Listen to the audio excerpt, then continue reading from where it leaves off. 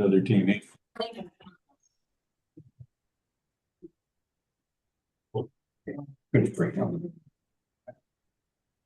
Okay, good morning, everyone, and welcome to our February 17th council meeting. This is a virtual and as well as person. I'm going to call the meeting to order and start off with the land acknowledgements.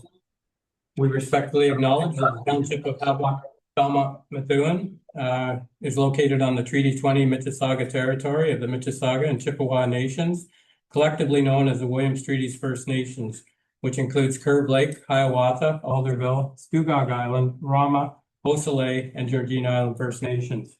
The Township of Havelock-Belmont-Methuen respectfully acknowledges that the Williams Treaties First Nations are the stewards and caretakers of the lands and waters in perpetuity, and that they continue to maintain this responsibility to ensure their health and integrity for generations to come.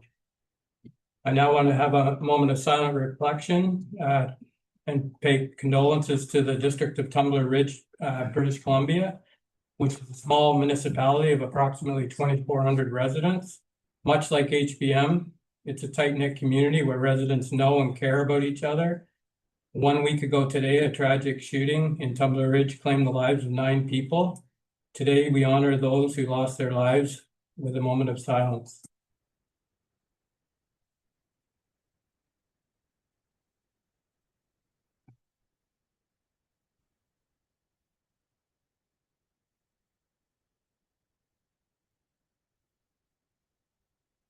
Thank you.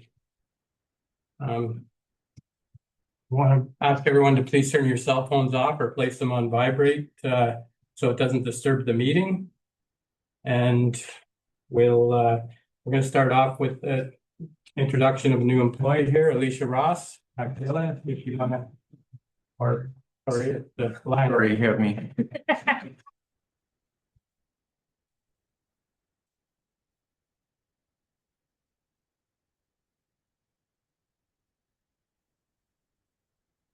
You sure? We are thrilled to introduce Alicia Ross to council, and she is filling the role of finance assistant, accounts payable. Alicia comes to us via the Peterborough Police Service, and she wasn't a uniformed officer, but she did have a lot of very progressive responsibilities there. I believe she was part of dispatch and 911. And so her resume certainly was very impressive. It showed us that she could handle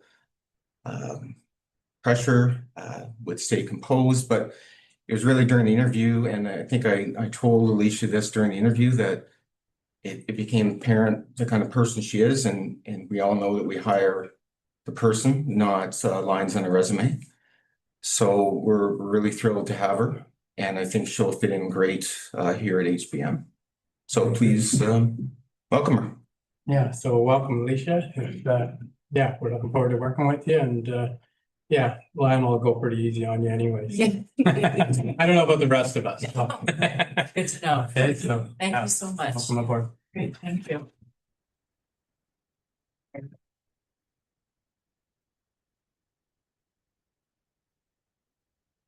Yes.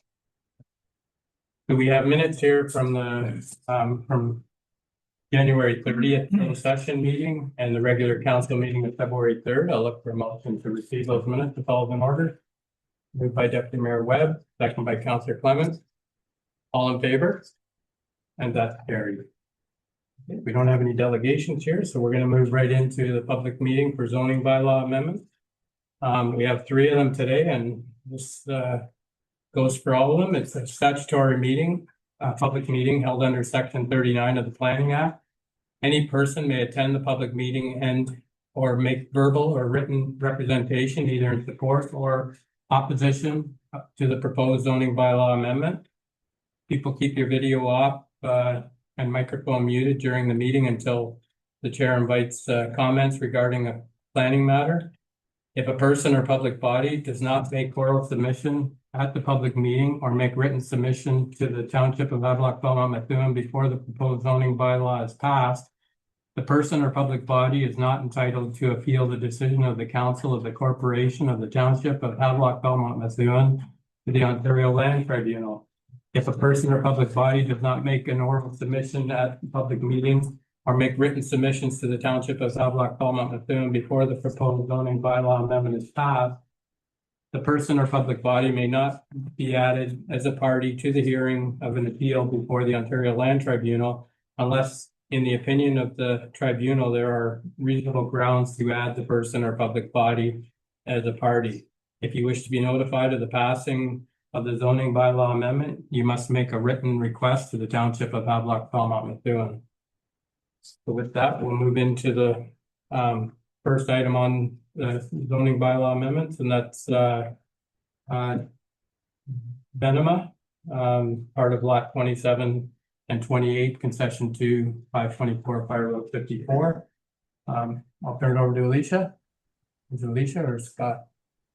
Hi, and thank you very much, Mr. Mayor, through you. Yes, I'm joined here by my colleague Scott, and Scott's going to be presenting the applications today. So I will be here in the background, available for questions, comments, that kind of thing. But Scott will be reading the reports, or rather the summary of those reports, into the record, and then our planning recommendation. Thank you.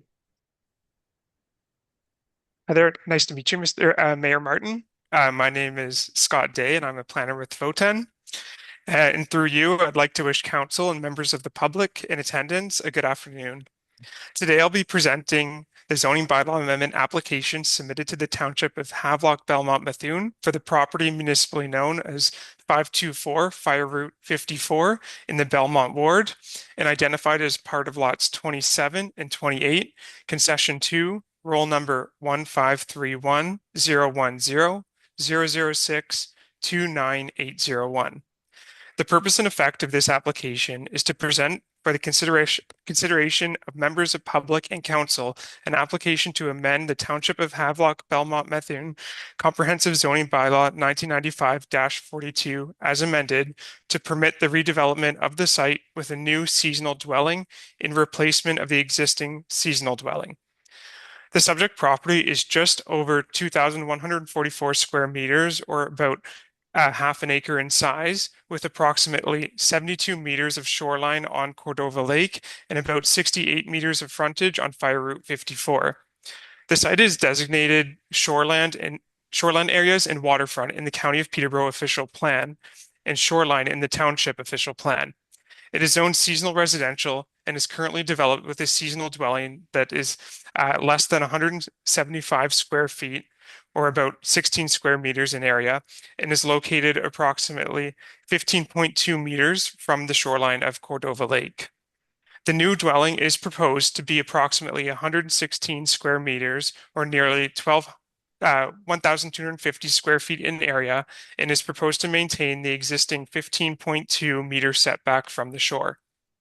The application before council this afternoon is a zoning bylaw amendment to rezone the site to a special district zone, which would permit a reduced setback to the high water mark, a reduced front yard setback, and a reduced rear yard setback to facilitate the proposed redevelopment. The application was circulated to internal staff and external commenting agencies for technical review. As council may recall, this is a returning application from the October 21st, 2025 meeting of council, where staff recommended deferral based on comments received from the Crow Valley Conservation Authority regarding the extent of the flooding hazard of Cordova Lake. As a refresher, the township received comments from the CVCA dated October 9th, 2025. At that time, the CVCA expressed concerns with the application, noting a discrepancy between the extent of the floodplain shown on the applicant's elevation survey and the CVCA's own mapping. The CVCA also observed that the applicant's survey appeared to rely on potentially outdated flood elevation measurements. As a result, the CVCA requested that an updated elevation survey prepared by an Ontario land surveyor using updated elevation data be submitted to review to accurately demonstrate the extent of the flood hazard on the subject property and to determine whether the proposed redevelopment is appropriately directed away from flooding hazards.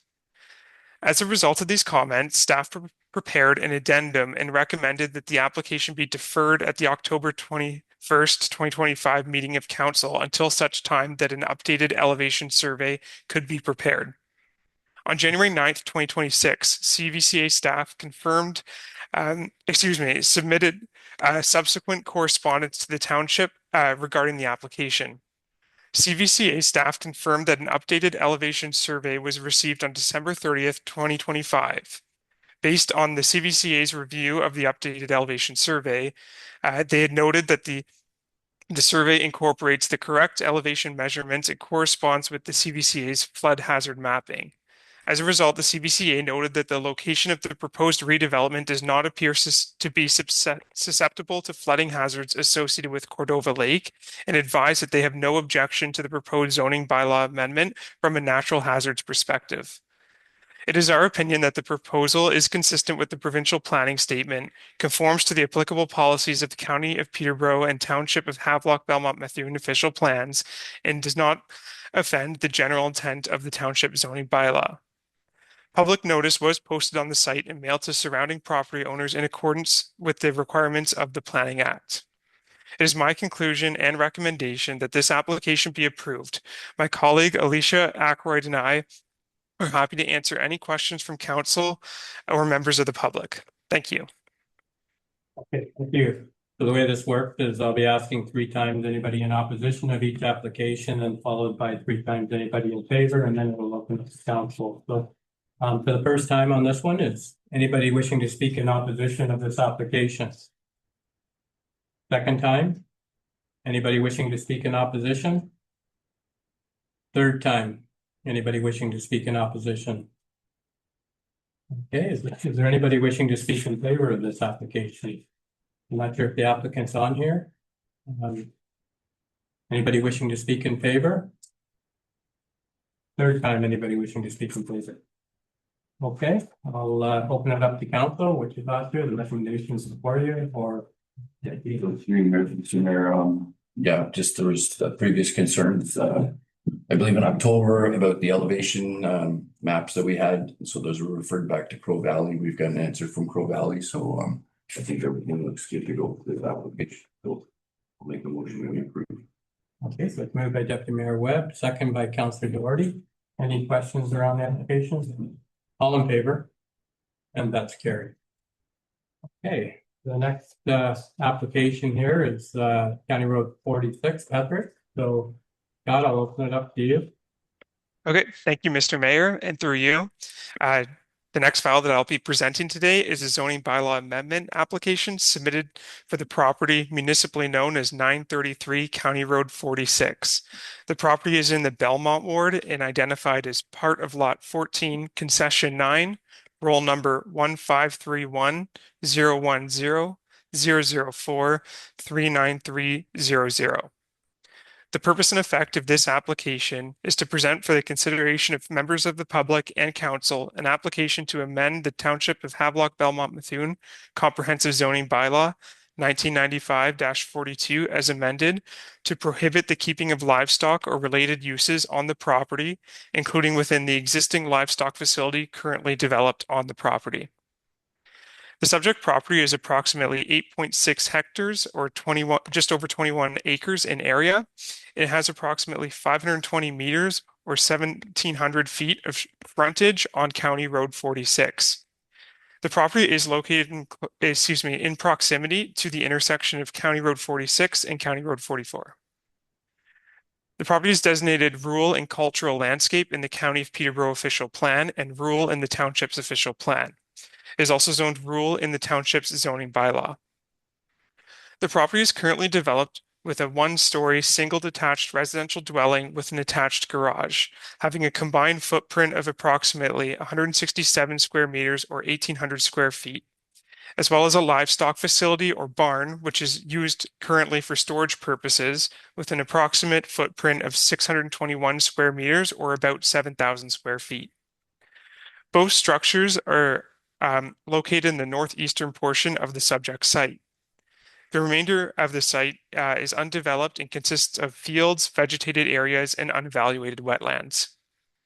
Since 2020, the site has been used exclusively for rural residential purposes and is not used for agricultural or livestock related uses. At a pre-consultation meeting with with township staff in December 2025, the applicant indicated that they also own a separate parcel of land located on the north side of County Road 46, identified by roll number 153101004393301. While this parcel is not subject to the zoning bylaw amendment application before council today, the applicant expressed an intention to pursue future lot creation on that parcel. The applicant advised that a preliminary severance review was completed by the County of Peterborough in May 2025 for the adjacent parcel. Through that review, staff identified that the proposed residential lot creation would not comply with the required minimum distance separation or MDS setbacks from existing agricultural uses. This noncompliance is due to the MDS setbacks generated by the existing livestock facility located on the subject property at 933 County Road 46. Under the applicable planning policies, new sensitive land uses, including residential lot creation, must be located outside of these required MDS setbacks. The subject property was also subject to a previous consent application in 2024, which resulted in a reduction of the lot area to its current size, which is notably below the minimum lot area required under the zoning bylaw to permit agricultural uses, farms, and livestock facilities. As a result, the subject property effectively functions as a rural residential lot. However, despite being undersized, agricultural uses could still be reestablished in the future under legal non-complying status, and the existing barn remains structurally capable of housing livestock. For this reason, in order to facilitate future lot creation on the adjacent parcel, livestock-related uses must be explicitly prohibited. The proposed zoning bylaw amendment is consistent with the provincial planning statement, conforms to the policies of the County of Peterborough and township official plans, and complies with the township's zoning bylaw. The application formally recognizes the subject site as a rural residential property within an area characterized by a mix of rural land uses, including residential, agricultural, and other rural uses. The property is not designated as a prime agricultural area, in part due to its poor soil classification and other physical constraints, including varying topography, a rocky terrain, wetlands, and the proximity of sensitive land uses. No new developments or alterations to existing buildings are proposed as part of this application. Public notice was posted on the site and mailed to surrounding property owners in accordance with the requirements of the Planning Act. It is my conclusion and recommendation that this application be approved, and my colleague Alicia and I will be happy to answer any questions from council members or members of the public. Thank you.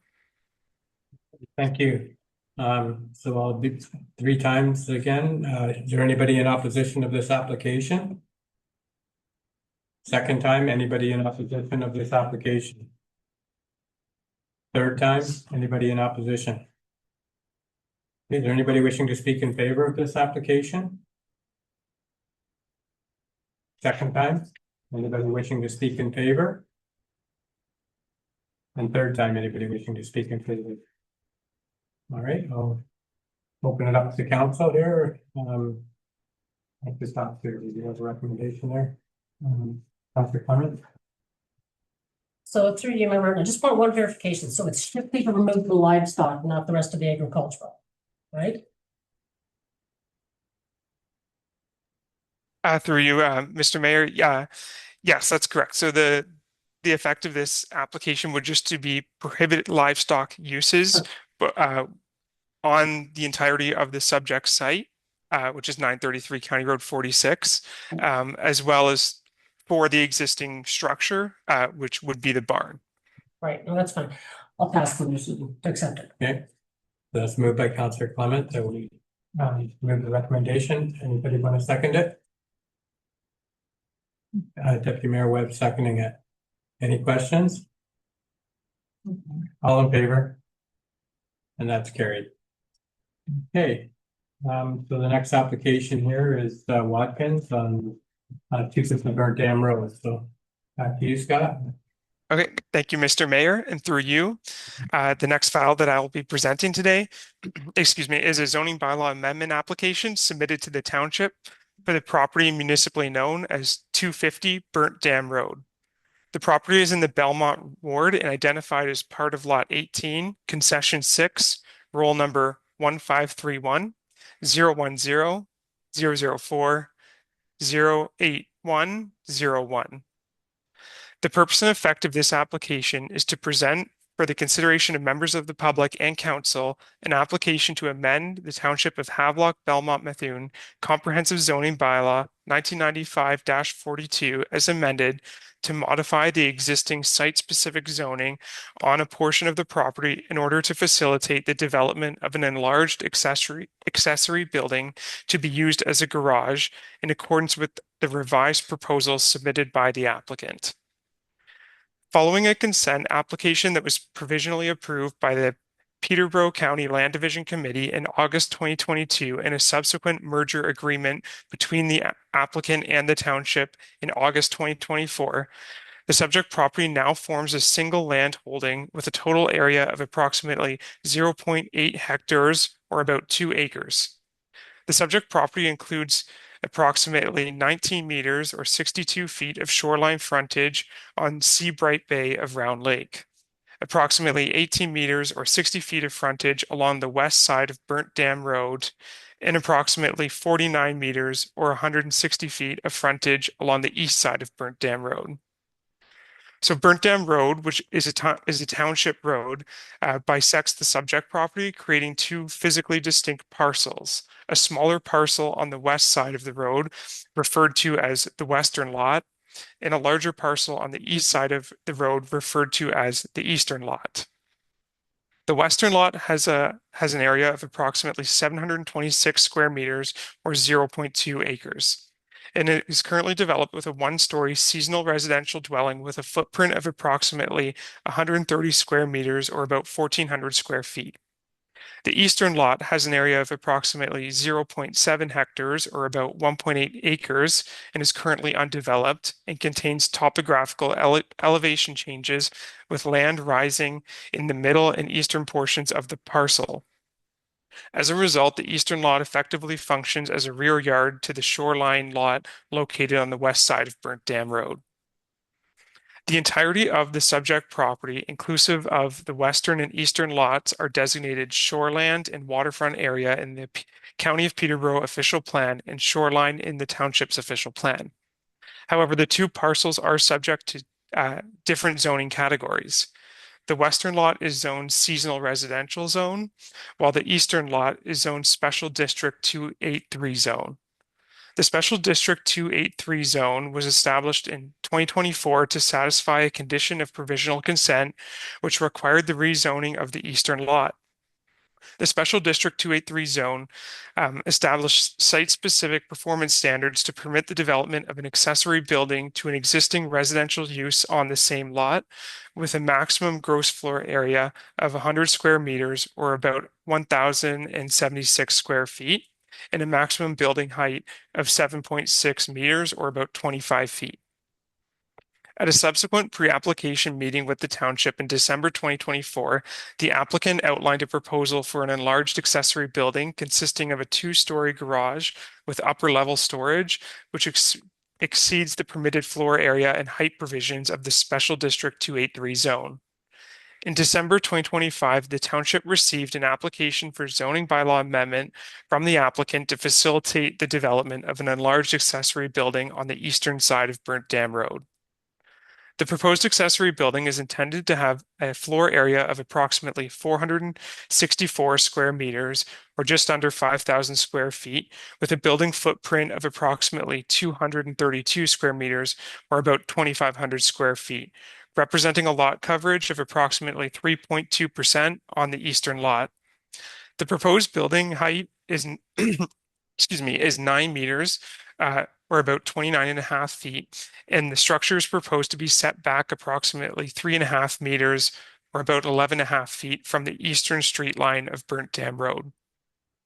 Accordingly, the proposed zoning bylaw amendment increases the maximum permitted floor area from to 480 square meters and the maximum building height to 9 meters.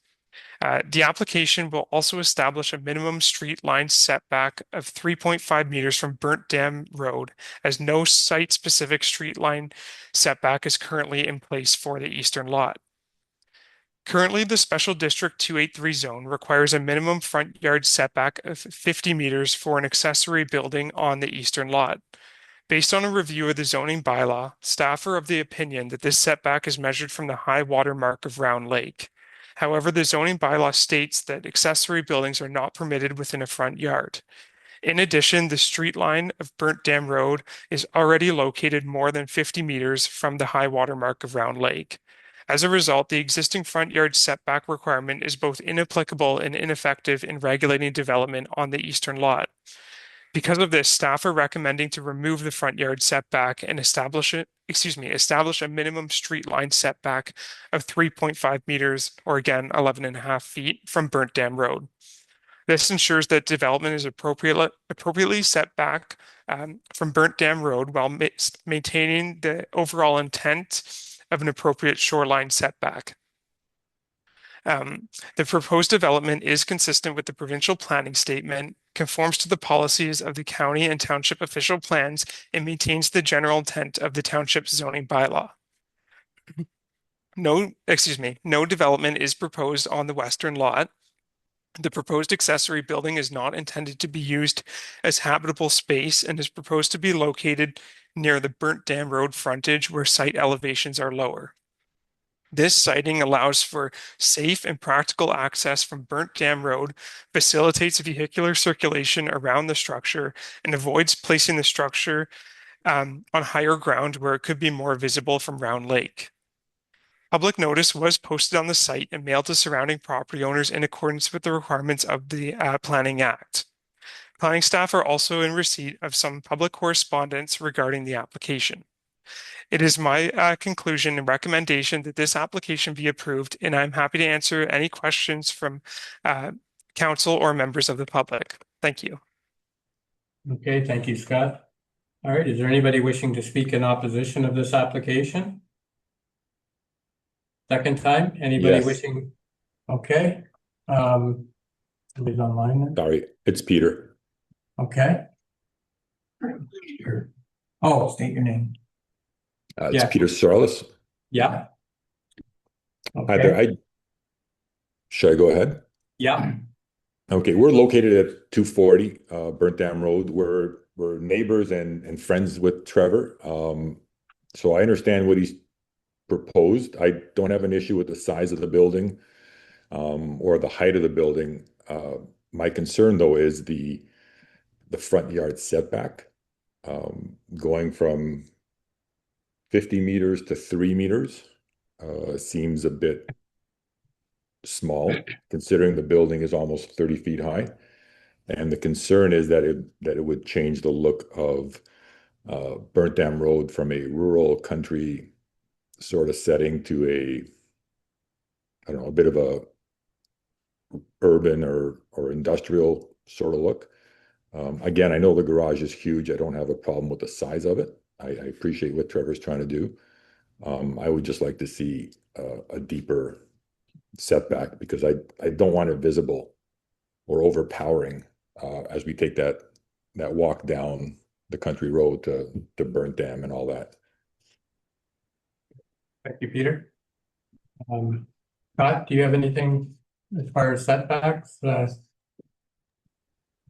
I'm just going to defer this to my colleague Alicia to answer this one. And I'll let her take the reins on this. Thank you.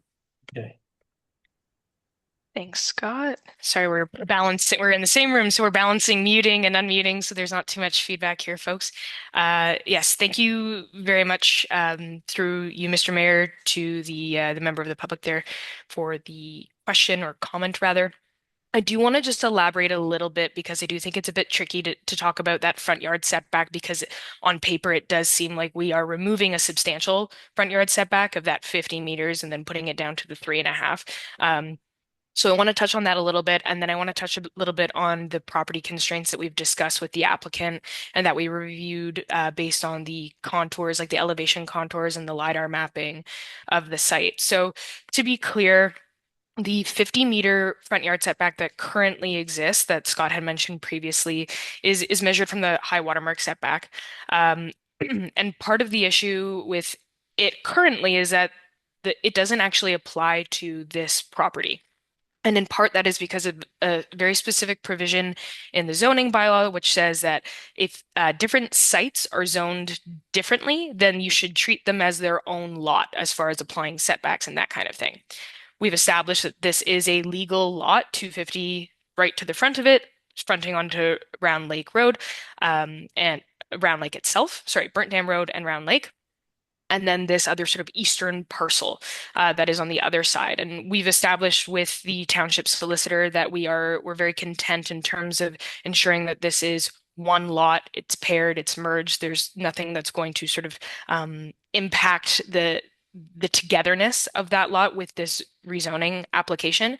But the concern there is well, is this front yard setback that applies to a different lot by zoning standards, is that going to actually apply to this site? And what we've realized through our review is that no, nothing currently applies. So currently, there is nothing that requires a specific setback between Burnt Dam Road and an accessory structure on the eastern parcel because technically accessory buildings are not permitted in a front yard. But of course, because we are on its own lot, where would you put the front yard? Where do you call the front yard? And so that's generally measured from the street line or where you're fronting on. So we're looking to establish a new setback, and in part, that 3.5-meter setback was established based on, yes, conversations with the applicant, but also that contouring that I was speaking about. And you'll see here on this the agenda package that's up on the screen, you'll see there is this 12-foot high hill, and that is a site plan that the applicant submitted. We did look at some of the CVCA mapping as well in the LiDAR, and I may request, if possible, to share my screen. I'm not sure if that's possible, but we can perhaps give it a shot. Awesome. Thank you very much. And I just, for context, thought this would be good. Could I get a thumbs up from folks if they're able to see my screen here? Great. Yeah. Thank you very much, Mayor Martin. So you'll note that, so here's 250 right here, and then this is the parcel that we're speaking about, and you'll see these contour lines go up, and you can basically see that there is a substantial height difference between the front yard here, where there's kind of the building is proposed right here, and then it goes up 3 meters in elevation. And so then it goes back down 3 meters down here. So what was the attempt to balance here is the existing sort of issues with the contours, and that is quite difficult to build on that elevation and drive around it without kind of hitting a hill. But also because we know that it is a structure that is being requested to have an increase in height, we didn't want this increased height structure to be located up higher. So based on our conversations with the functionality of the site with the applicant, that is why we said, okay, well, we'll establish this 3.5-meter setback, which is fairly, aligned with the other side of the street. Obviously, those lots are a lot smaller and they're constrained by the lake's presence to the west, but there was some strategic decision making in terms of what was a setback that functionally made the most sense for this structure. So I hope that that provides just a little bit of clarity. But regardless, the comment from Mr. Sorellis is noted, and it's my understanding that the applicant is looking to sort of vegetate the site in order to make it so it's less obvious from the street as well. So thank you. Yeah. Can we ask for clarification? Yeah. Sorry, through you, Mr. Mayor, just for clarification, Alicia, so if the building's built, how far is it gonna be from the road's edge? Thank you very much. And through you, Mr. Mayor, it'll be 3.5 meters from the road's edge, which, mind you, I should state is the street line that divides the property. So it could be that, there's you have the actual road, and then you've got a little bit of a ditch on the side of that, and then you have your property line. So it'll be from the property line, which we're calling the street line, which in the zoning bylaw is defined as the line that divides the property from the street. Okay, thank you. Okay. Yeah, Councillor For you, Dolan. Mr. Mayor, to Alicia, the hill that you mentioned is 12 feet high is on the property that he owns, right? Yes, through you, Mr. Mayor, that's correct. So is it rock or is it sand and gravel? Because it appears like we can't dig it out and move it further back. And create an environment of a larger setback. I'm just curious of whether that has been investigated or not. Thank you for the question. And through you, Mr. Mayor, I'm going to bring up a different graphic here now. I will concur. I don't know the actual, the soil composition or the rock composition of this hill. I'm not entirely sure of it off the top of my head. We do have some correspondence from CBCA, so I can pull that up. This is actually a map from CBCA too, which kind of shows too that this graphic, unfortunately, is slightly misleading in the sense that Scott would have mentioned previously there was a consent application.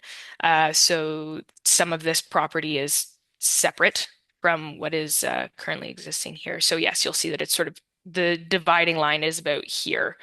And so part of that is that there is a regulated area here for CBCA. So we're also trying to make sure we're keeping things outside of that. So the CBCA doesn't have any issues with the application currently and being located kind of in this general area. I apologize. Obviously, that is not to scale, but that sort of lower lying area. And so we're away from any potential hazards that they have. So I can quickly pull up the CBCA comments to see if there were any other pieces of information related to the composition of that hill. But I do know that it is quite a stark sort of increase and then decrease down. Okay. Through your Mr. Well, I'm not sure what CV has to do with the setbacks and the height of the building. They're more interested in floodplains and so on from an environmental point of view. I'm not sure how those two are connected with that work, but enlighten me. Happily. So despite, and through you, Mr. Mayor, despite the fact that there is a hill, there is some, and you'll see on that mapping that there is some wetland that is sort of adjacent to the site as well, unevaluated, mind you. But that was what those sort of colorations were too. So I will say that there's no, as I'm sort of scrolling through and speaking here, to confirm, there are no erosion hazards or flooding hazards in the current proposed location of the development. So we do obviously circulate to CBCA whenever we have a zoning bylaw amendment application. So if they have data, they'll share it with us. But I do know that previously the applicant had also been in correspondence with the CBCA to confirm that the location that he was proposing this structure wouldn't, impact any sort of CBCA regulations. So I do believe as part of the agenda package, if you were looking for further information, some of the CBCA comments should be in there. But basically, it is outside of the CBCA's regulated area. And then that map showed where that regulated area is. The purple area that we show on there is the. Yes, and I can pull that up again, Mr. Mayor, if you would like. I think that it should be pretty quick here. There we are. So yes, you'll see that there is CBCA wetland in this area, an MNRF unevaluated wetland up here, and then the sort of required setback from wetlands, and then the yellow demarcates that actual regulated area. So currently, there in this area, the applicant's structure is proposed outside of that regulated area. But there are some instances of regulated area on the property. Again, this is more than the property fabric as it currently exists, but it's just a mapping update issue. Okay. Sorry, can I ask a question?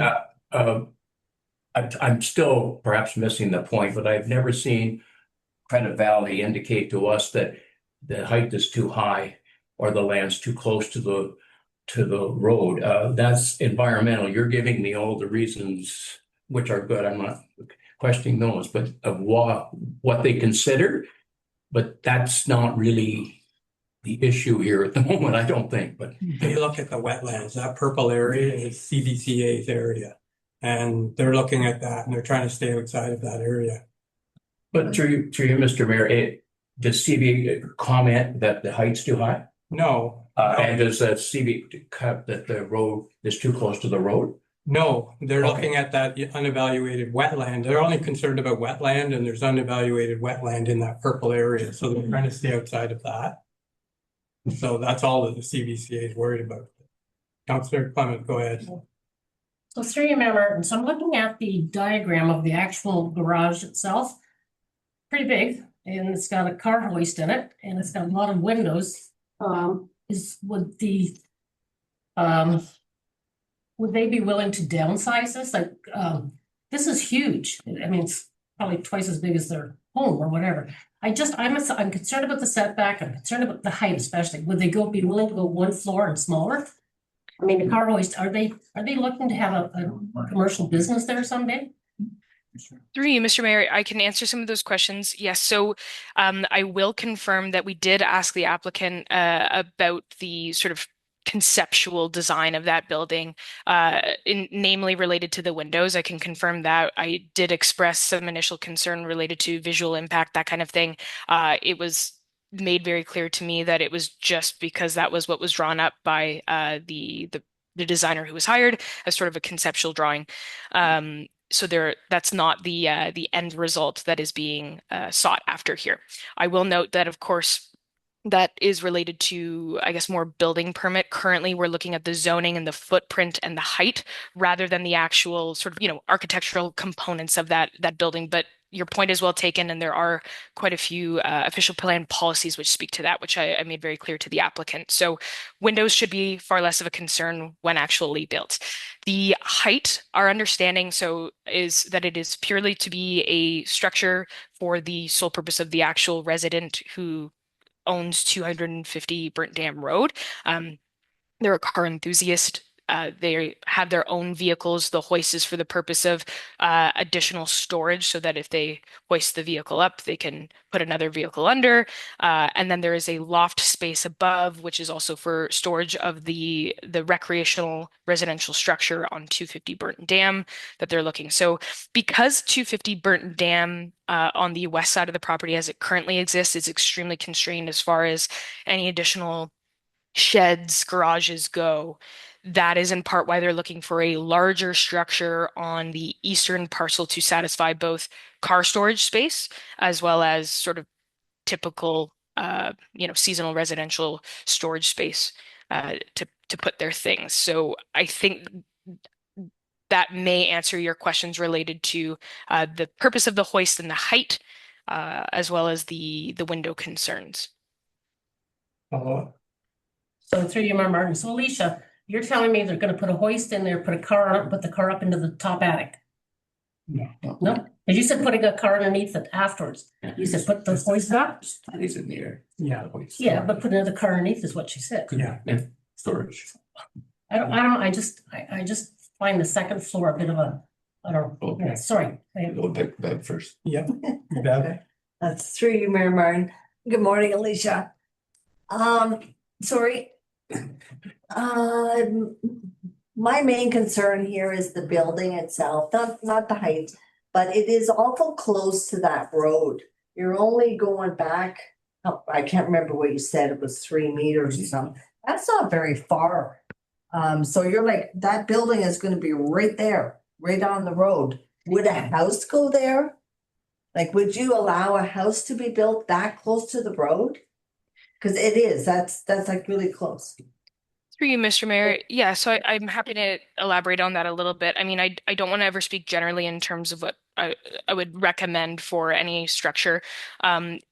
Knowing that this is specifically an accessory dwelling, or sorry, an accessory structure and not a residential dwelling, and based on the configuration of the actual garage bays being separated from the road, I guess there's a few components. That's one of them, is that the vehicles are to be accessing the garage from the sides rather than from the front. So the setback there is mainly for a setback and to be able to drive around to then enter into it sort of lengthwise. So that's part of it. The other part is again because of the constraint that the topography proposes and the height concerns that we would have with the applicant putting the structure on higher ground, sort of in proximity to the lake. There are many an OP policy related to maintaining the visual impacts of the lake, keeping things rural character, that kind of thing. So what we were trying to imagine in terms of when we were looking to see if we could support this as a recommendation is okay, if I'm boating on Round Lake Road and I'm looking up, am I able to see this structure? That's part of it as well. So I think that is what factored into a lot of our considerations for this recommendation. Of course, we would look in to answer your other question of, hey, if you had a house here, would you be supportive of that? It would be looking at the functionality of it. It would be looking at the existing zoning provisions related to that. I think as an example, I mean, we could pull up some of the setbacks related to the zone for a single detached, but because of the use of that property, it is just different. We're not having somebody live here. We're not having somebody on the property at all times. There is no dwelling space permitted, and that is in part regulated by the zoning, but also by the building permit. So I do think it would be a different consideration overall, and so that's why we're looking at the functionality of the property. Thank you. Okay, Peter Sorrellis, did you have another question there? I thought I heard you speak there and. Yeah, thank you, Mayor. My concern again isn't necessarily the size of it, but and I feel bad opposing this, but the structure goes across basically three lots, right? The 250, the one next to it, and then the one next to that. If it is that close to the road, it will change, I think. It'll change the feel of a rural country road, where quite a few people, the people on the road there walk down to the dam and all that, make it feel like you're in the country, versus having this 30-foot high structure 3 meters from the road. It just seems like it's going to overpower. I know Trevor said he was going to try and work in some cedars and some trees and what have you, but those are going to have to be some pretty tall trees to not change the feel of that road. And then what those three properties are facing on the roadside, right? Yeah. It seems big, Yeah, or it seems close. I don't care about the big. In terms of it being a wetland, like we've been there 20 odd years, it's wet in the spring. The rest of the year, it's not. Can that not be moved back at all with that into that purple range that you showed on your map there, Alyssa? Through you, Mr. Mayor, so that is a CDCA regulated area. The township doesn't have any sort of um, ability to advocate for moving back into that area unless there was a specific application that requested that, and there was a significant amount of due diligence done by the Conservation Authority and potential other professionals to look at that. So unfortunately, I can't comment on that. What I can comment on is that based on its location outside of that area and all of the other components of this being a strictly resident or strictly non-residential accessory structure, that is why we were looking at the setback that we currently were. I will be clear too when I say we were looking at it, the applicant recommend or requested that setback. We evaluated that setback based on a number of factors, and we feel comfortable recommending it. I do think I will add just for some context in relation to some of the other that previous question related to, if this was a house. I did just quickly look up the seasonal residential structure maximum height as an example. So the structures on 250 Burnt Dam Road, they could actually be up to 9 meters or 30 feet in height. Of course, that is a residential structure, and it would be required to be set back slightly further. But just to give some context. So it is looking for an increase in height. We're looking to establish a new setback. Currently, I guess what I would also say is that the way that the zoning bylaw is currently written, there is no setback that applies currently. That setback that applies to the 50-meter setback, it basically does not apply. So currently, the applicant could build closer to the front lot line. Not a size like a structure of this size. It would be in compliance with the existing wording of Special District 283. But this is in part, and I think that language was included in the report. It's in part a housekeeping sort of like cleanup attempt here to make sure that the actual setbacks that are applied are have some teeth, I guess is the best way to put it. So I do just want to make that known that the current front yard setback doesn't apply that 50 meters. So we have to apply something if we're going to look at a revised application. Thank you. Art? Yep, through Mr. Mayor, thank you for that, Alicia. I think council's identified a number of issues here, from the setback, we're over on the height restriction. We're way over on the floor restriction in terms of, I guess what was proposed at in the beginning was 100 square meters, and now we're up to 480, which is not minor. I know we're not doing minor variances here, but that is not a minor adjustment in any way. The one other thing that's come up in the report here in the public comment section, it says some members of the public also indicated concerns that prior applications which facilitated a lot addition were understood to preclude the development of residential or guest buildings on the eastern lot. Could you maybe comment on that? Was that a part of that agreement, and if so, why are we changing that? Yes, through you, Mr. Mayor. So that comment had come previous to the actual writing of the app or our report, so we were able to include that.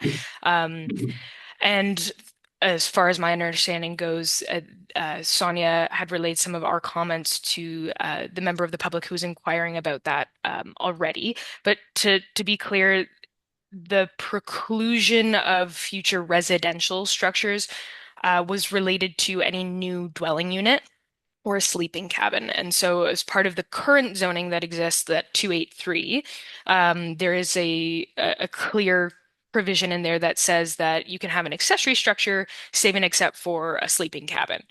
So that I think the concern there was, hey, is there an ability to now put a sleeping cabin here or a residential structure? And so we were just confirming that no, this is an accessory structure to one specific existing residential dwelling. There was some wording in the existing 283 that's also referenced that dwelling so that you couldn't say, oh no, this is now accessory to a different property. So we're also seeking to clarify some of that language in the site-specific zoning bylaw, just because it wasn't reading as clear as we would have liked it to have. Thank you for that, Alicia. Just quickly, I guess there's a number of issues here. The one, members of the public, a couple of members of council have come back. I've got 3 or 4 issues here, but my biggest one would be the setback in terms of, I think Councillor Flagler made the point. If it was a small garden shed or something, I can see that in terms of a setback because it's not that much of an encumbrance in terms of the road. This is a huge building that's going to be 10, 11 feet away. So I'm worried about sight lines coming up and down the road for traffic, things like that we haven't even gone down the road in terms of examining. So I don't know. I'll just, for myself, as I said, I got a number of questions and I will not be moving this forward. So yeah. So I got to finish the opposition here, and then we can keep moving on. I think I'm hearing the same thing from everyone. I have concerns too with this as far as not really the size. That's up to, there's always a way around these things. And but when I look at a property like that and I see the unevaluated wetlands and I see property behind the unevaluated wetlands, there is opportunity there to move it back. It's just it may not be as close to the road as you want. But I do see space behind there too, by the looks of that drawing. Maybe that's not an official drawing, but it's there looks like other opportunities to build and not so close to the road. But one more question here, and then we'll move on. So go ahead. through the mayor, Delisha.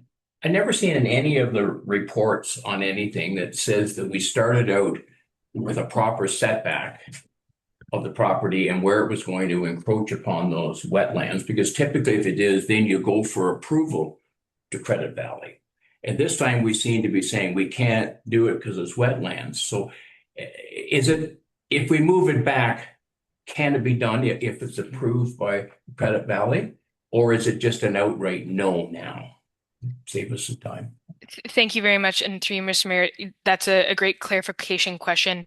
Because the location of the proposal is currently outside of that regulated area, that is the take, is that it's okay, it's outside of that regulated area. So should a different proposal come in that was perhaps within that regulated area, it would be reviewed with a different approach.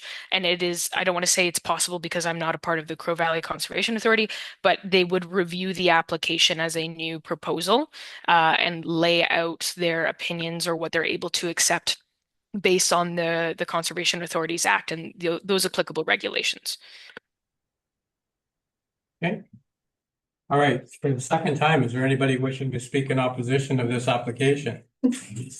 Yeah, I mean, the previous owner. your name, can you say your name and? My name is Rick Roto, previous owner of that land. I say what Trevor looking for there is a building, the northeast corner of that building, if it's pushed backwards, will fall into that environmentally wetland. If he moves the downside of it and moves it back a bit, there's probably some blasting going to be required in that big hill because that's a granite hill. But I think it can be done, but that's the reason he wanted it forward. That side of the building, you cannot move back because of that northeast corner will fall into that wetland. Okay, so. On your Burnt Dam Road? Yes. Okay, yeah, I know, I got a Bob to put it. Okay, so, Can I ask a question, Mayor? sure. Through Mayor Martin, I'm sorry, the gentleman that just spoke. Is it possible that they moved the shed sideways and went along the ones, like stayed away from that edge where they're digging out and went that way? And they do an angled one? If it's too long, he'll still have the same frontage on the road. Yeah. But and one other thing, sorry, in 2019, I got a letter that they wanted to widen Burnt Dam Road and they started staking my farm.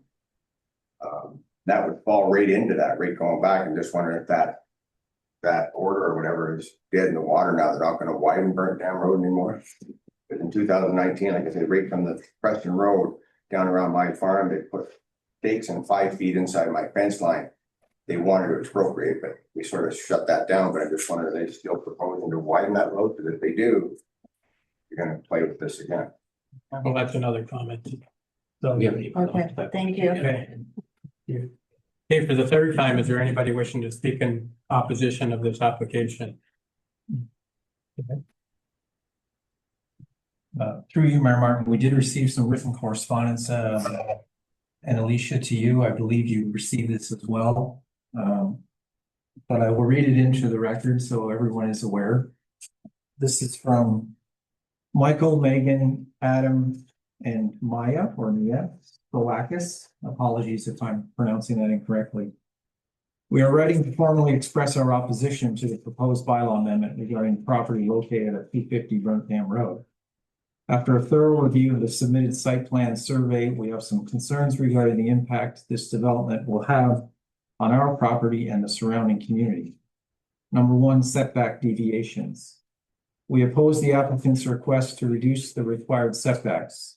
As of sometime last year, the entire property was cleared of all trees and bushes, and given the size of the cleared property, there is ample room for the structure. So we see no reason to amend the front yard setback regulations. Number two, scale and proportion. We are concerned with the proposed dimensions of the structure. The excessive size suggests a scale of use that is better suited for an industrial or commercial zone rather than a residential one. We are concerned that this may have an effect on local property values if it does not fit the cottage look of the neighborhood. In addition, it could potentially cause water table problems or other environmental issues, such as issues with road accessibility for emergency vehicles, snow removal, etc. particularly if the front yard setback is amended. Number 3, intended use. We are concerned that the nature of the activities within a building of this size is it being used as a storage for vehicles and boats or as a dwelling. We trust that the planning department will consider our concerns in the development of a plan for this building permit, and we firmly believe that the normal setbacks should be maintained for the project. We look forward to being kept informed of any further meetings or decisions regarding this application. Yes. Is that one in the file? Yeah. Okay, and somebody online keeps unmuting. I don't know whether they were trying to speak or. Is there anybody trying to speak online there that is Motion. looking for a motion? Deputy Mayor Webb. Motion to defer. First. Okay, motion to defer the application, second by Councillor Doherty. Any other questions? All in favor? And that's carried. Okay, so that's deferred. All right then, I'll look for need a motion to. Yep. Back to regular council. Motion to go into regular meeting by Deputy Mayor Webb, second by Councillor Doherty, all in favor? That's carried. All right, so we're gonna move into planning, and Travis, you have one here for temporary use agreement. Good afternoon, Mr. Mayor, members of council. Mr. and Mrs. Burnell have applied for an extension to a temporary use agreement. They had obtained a 2-year agreement for the property known as Concession 2, Part Lot 8, RP 45R 9108, Part 5. Roll number 15310100002 10907. The temporary use agreement was in place for them to have an accessory structure prior to the primary use. And they were given 2 years for that. They were unable to get their permits in place and get started with their dwelling. So they've requested an additional 1-year extension. The Planning Act, Section 39(2) allows us to do a 3-year temporary use agreement. The agreement in place now expired January 15th, 2026. And this request is to extend it with an expiry date of January 16th, 2027. And all fees associated will be borne by the applicant. Okay. Great time, Council thoughts. Moved by Councillor Flagler, second by Councillor Clement. All in favor? Yes, steady. All right, staff reports for information. We have a building department activity report. And the CAO provided enrollment conference report. Any questions around those? If not, I'll look for a motion to receive. Oh, you have. Nice job, Bob. Thank you. Oh, you're welcome. Thank you. Yes. Motion to receive the. Moved by Cassie, second by Art. All in favor? That's carried. Staff report for follow-up action. The first is the staff billing updates. What's a mile? And can catch up to? So the dates are for you there, and the recommendations there, so. That's council stuff. The interim tax bill will go March 31st, May 29th, and the final bill will go July 31st. Motion to approve. Moved by Deputy Mayor Webb. Second by Councillor Flagler. Question, comment? Any questions or comments? Okay, all in favor of the motion? And that's it. All right, the next item here is the budget approval. Milo, do you have anything to add to that? Through you, Chair, I think we may have the tax bill newsletter insert. Oh, did I skip over that? Sorry. All right then. Okay, so. What council thoughts on that?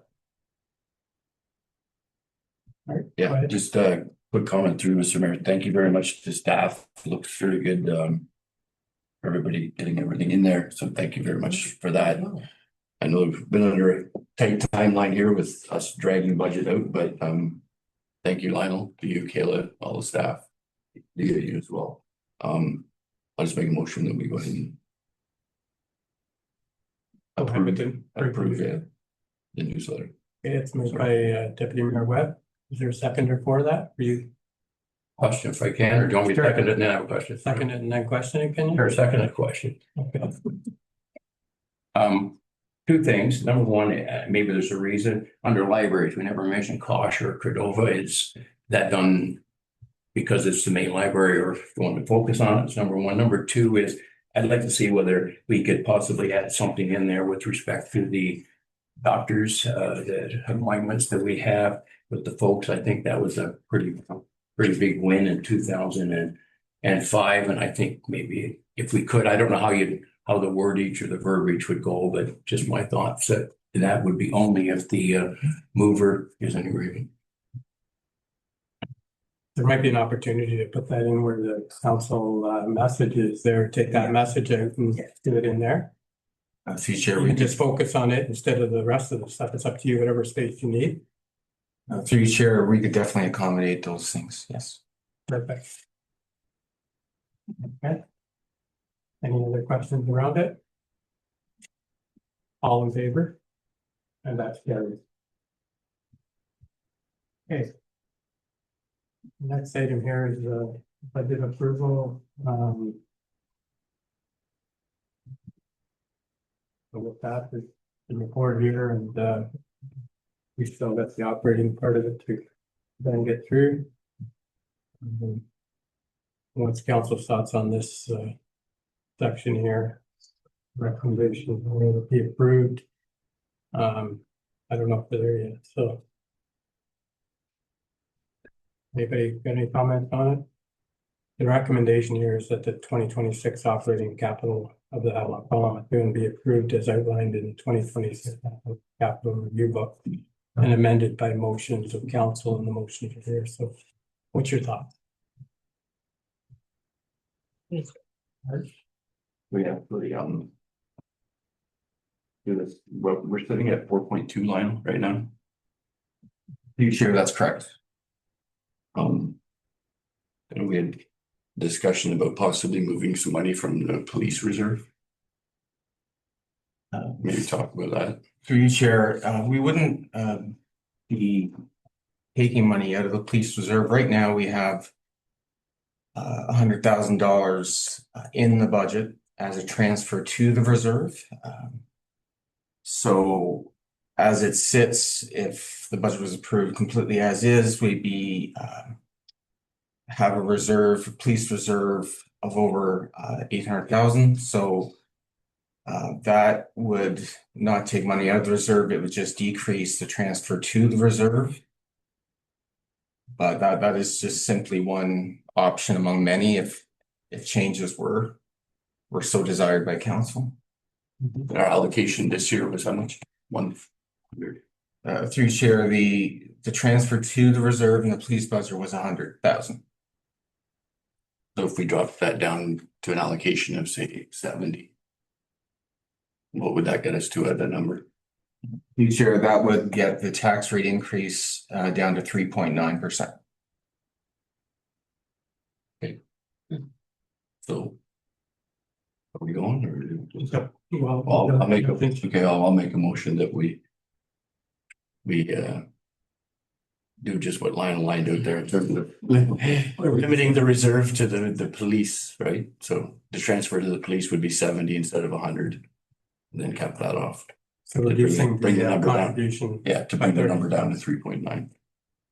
Okay, so you're moving that, Yeah. somebody want to second the reduction to the, I'm just trying to get a, What, I'm seconding your question. I I was- second it with a didn't question. put my hand. No, I want to second it with a question. okay. Okay, so Lionel, going back to the economic development, did we lowered that? But that, Through Chair, there was a few changes throughout the budget meetings with respect to economic development, we moved one project to tourism strategy to the capital budget. That decreased it by 15,000. Mhm. I'm looking as I'm speaking here, there's a decrease in the budget expense for fire and ice of 2,500. And that's what it for the operating budget for the economic development area. I just wondered if there was anything else we could do there. So yeah, so we're gonna speak to the motion here that's on the floor right now. Any other questions around that motion? Okay, all in favor of that motion? And that's carried. Okay. Through you, Mayor, is this now complete the budget? With the next motion, will. Which I guess make a motion that we go ahead and pass where we sit now at 3.9, because I don't think what we're waiting for is coming. Moving. I'll move the budget in totality, so yeah, operating and capital. With the change. Okay. Did you second? Yeah. Did you second that, Terry? Yep. Okay, so that's moved and seconded. Questions? Good job to all of staff. Thank you very much for all your hard work. We We really gotta pass appreciate it. it. We wouldn't have got it. We gotta get it passed, yeah. Even if we don't get there, thank you for all your hard work. All in favor of the motion? And that's. Thanks, everyone. Thank you. Thanks very much. Okay. Good. All right, so the next item on here is development charges, and if anybody had troubles with the link on there, you can scroll through to it. It didn't pop up with the, so anyway, I found that out this morning. So, yeah, it can, recommendation before us right now is that we receive the report, very important. And post publicly. And post it publicly. Moved by Deputy Mayor Webb, second by Councillor Clements. Any questions on that? All in favor? And that's carried. All right. Fish Hatchery Road. Bob, you. Yes, I know. yes, through you, Mayor Martin. So this report summarizes a conversation that council had with the municipal solicitor. And this recommendation flows from that conversation, essentially to ask the province of Ontario to resolve the easements along Fish Hatchery Road, and also to amend the survey if necessary with respect to distance from the bridge. Okay. So the recommendation. I can't get. Back to it. So- Go ahead. So yeah, just for clarification, sorry, Bob, you just mentioned it in what you stated, but here in the report, so it says M&R will provide the required reference plan / survey for terminating the parcel at the bridge. I'm concerned about that lane. What you said a minute ago sounded right to me, but when I see at the Yes. bridge. So that's one of the amendments that needs to happen. Okay. So instead of terminating at the bridge, it needs to be before the bridge. We need to fix that. And do we have, like, I'm not a roads guy, but is there a distance in terms of what we should be setting that limit at? That'll keep us in the okay, right? Like, it need to be 10 feet, 20 feet, 30 feet, I don't know, but. Yep, through you, Mayor Martin, as per the recommendation, the final statement there is 100 feet or 30 meters. Okay, so apologize, thank you very much. Oh. Through you, Mayor Martin. So just so, from when we were out there, that puts it back to that last house. Probably around the driveway. Their driveway. Yeah. Probably that around there somewhere. Okay, I just want to make sure. Okay. And that's probably where the turnaround was gonna be anyway, so. Okay, The motion, so do you want to just move the recommendation? Okay.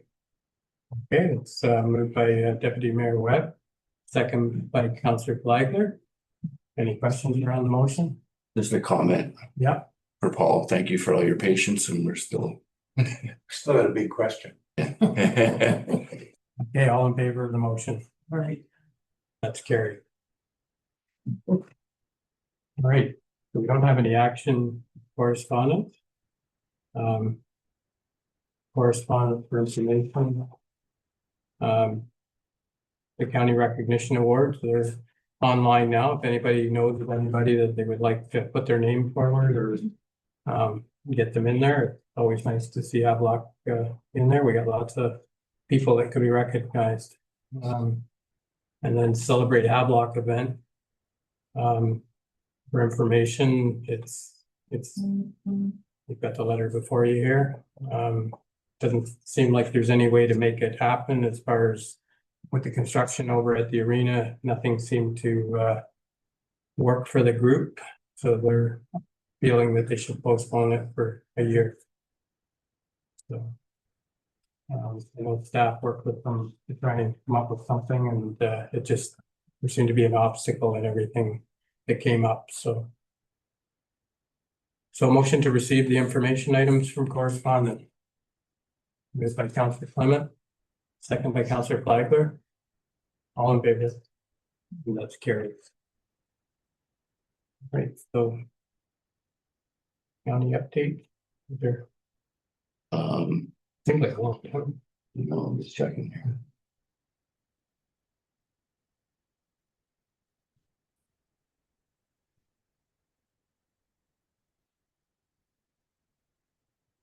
Just the release of the economic development plan. It's online, I guess, if you want to have a look at it. And outline the new strategies that the Economic Development Committee has set out, so. I apologize, they should have had that included in the package, but it is on the website, if anybody want to have a look at it, I apologize. All right then. And then we'll move into the Matheson property, your minutes from August. So yeah, minutes are there, discussions around a few items. One item that come up that it's been kicked around the council here, I believe, in terms of naming the park at the west end down here. So we're just kicking ideas in terms of not really coming up with names, but about how we might be able to do this. And a couple of members throughout that they like in terms of when we did the logo for the Madison property, we had the public kind of input on that. So they were wondering, actually they made a motion for me to bring it to council to tell them that they would like council to consider that option when moving ahead with this. So I see the pros of that and I can see the cons of that. So I mean, I'm just putting it out there for council members to take in and stew on it for a bit in terms of no decision I don't think needs to be made today. I don't think we're there in terms of naming that park or, just yet, but it is an option. It did go very well with the Matheson logo.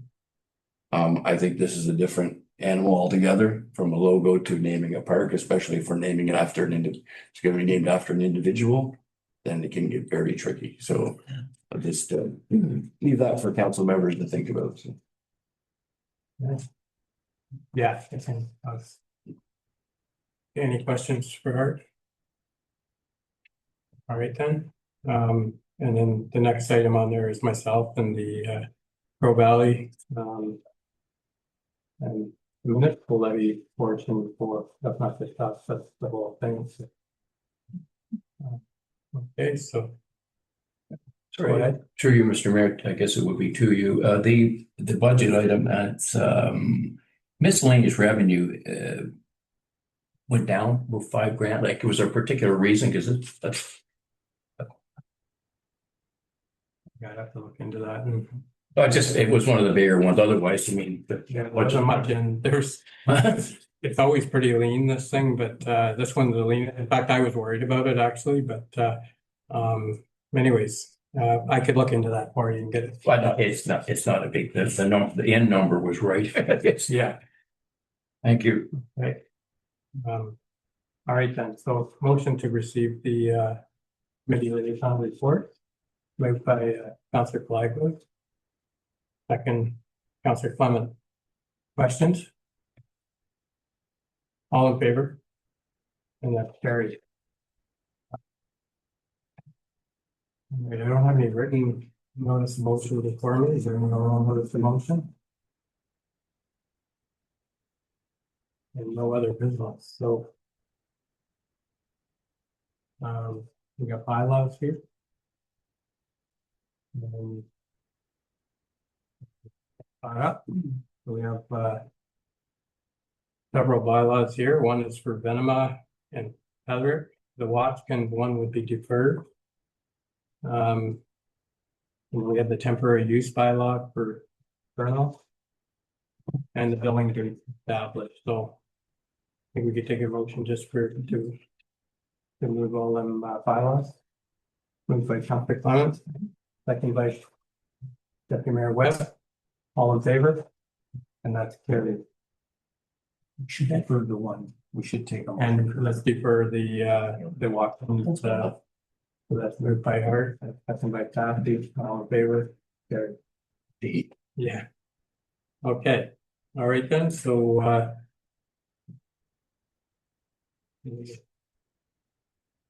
okay, so we have a closed session to go into, so closed session is held in section 239 2B for personal matters. About an identifiable individual, and 239 2C, a proposed or pending acquisition or disposition of value for both the board. So motion to go into closed session. Moved by Councilor Flagler, second by Councilor Clement. All in favor, and that's carried. Yep.